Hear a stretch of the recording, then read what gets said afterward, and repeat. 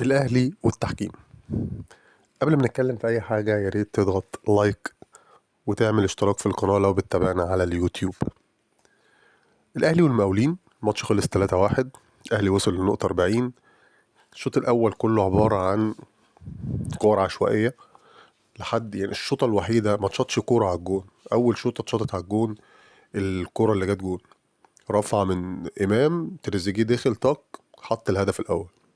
المقاولين رد بس للأسف الجون اتحسب تسلل. الجون ده لو كان اتحسب كان قلب الماتش ووداه في حتة تانية خالص زي البتنجان كده، لكن للأسف اتحسب تسلل. بعد كده إمام عاشور قام داخل زي الشومة رزع الجون التاني.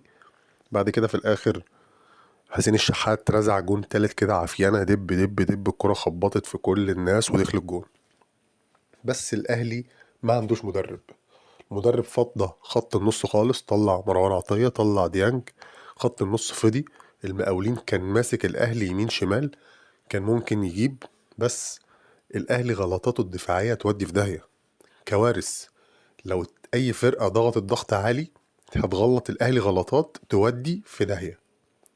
بس في الأول وفي الآخر الماتش خلص 3-1 والأهلي وصل للنقطة 40 ولسه ما زال في المركز الثالث لأن بيراميدز كسب وهو المركز الثاني، وطبعا المتصدر حتى الآن هو الزمالك. سلام.